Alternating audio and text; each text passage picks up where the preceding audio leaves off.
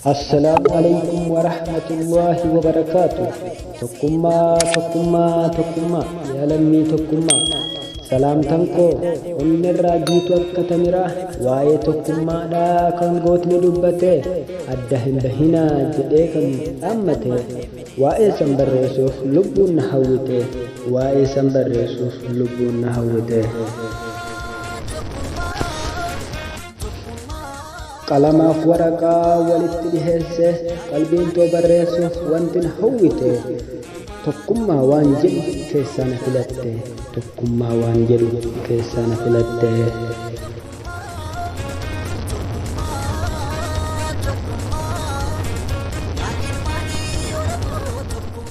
hangumaan beekurraa barreessuu na feete barreessuuf dubbisuun gahee kiyya taate narraa dhaggeeffachuun isin qabdii beekte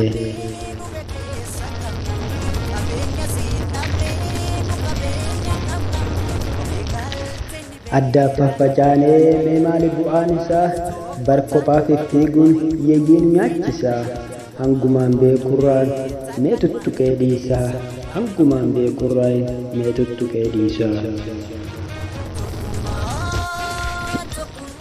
deebii isaa kanaaf yeroodhaan hin qabne deebiin isaa laafaa dilas hin jabaanne tana hojii manaa ani isiniif kenne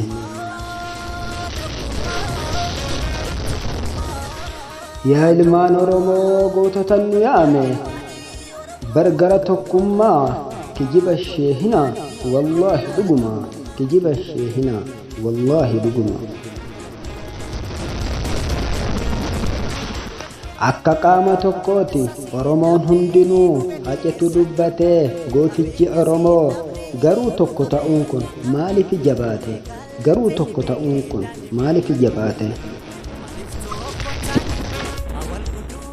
yoo nuti tokko taane furmaati argamaa yaa Arsii yaa Baalee yaa Wallagga yaa Wallo yaa Jimma yaa Gujii yaa Harargee yaa Shawaa yaa Boorana yaa Salaale yaa Qeerroof yaa Qarree goototaaf nayyaama tokkummaa jedhee tan lallabaa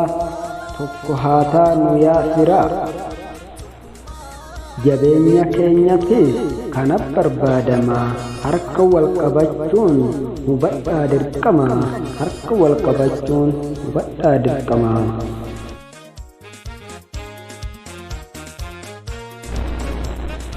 tokkummaa inuma jedha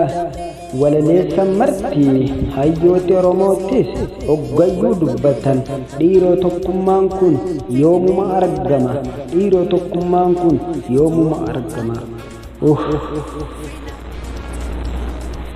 nutti xaragataa waraabessi marti nurratti wal yaama marsee jira nutti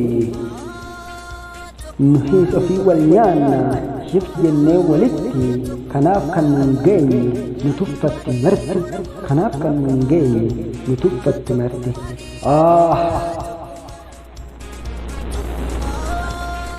kabajaanuuf dhabdee of gubbaan nu laalti yaa ummata Oromoo mee maal jettaati dafaa ammumatti isiniin dararaa dhiifamaa waliin tokkummaa mul'isuun jalqabni ammumaa mee harka ol qaba yaa ilmaan Oromoo Oromoon duraanuu tokkummaan beekamaa aduwwiin nu diiguuf ammarraa dhabamaa amiin jedhaa marti dandahaa rabbuma wanti immoo na cinquu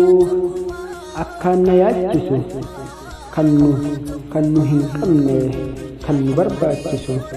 tokkummaa kana ta'uun dubbiin siif haa galtu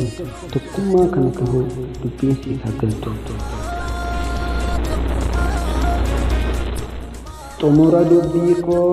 tuttuqaa mataasaa namni qalbii qabu keessaa funaannata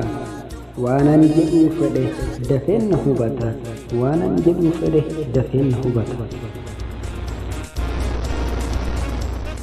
Walaloo koo har'aa asittan xumuraa, dhaamsa koo jabeessaa namniyyuu hadaraa, isa asin jirrees itti geessanarraa, isa asin jirrees itti geessanarraa. Jabeessaa namniyyuu hundi dhiiraaf dhalaa, manguddoof shamaran dargaggootni maraa, hayyoota jalatti hunduunuu firiiraa. Wilii hin facaanu jechaatan goolaba walaloo koo har'aa, wilii hin facaanu jechaatan goolaba walaloo koo har'aa. Maammidhaan jedhamaa bar maqaan kootis, biyyi kiyya Walloo sabni koo Oromoo, biyyi kiyya Walloo sabni koo Oromoo. Waan dhaggeeffattaniif galatoomaa siin jedha.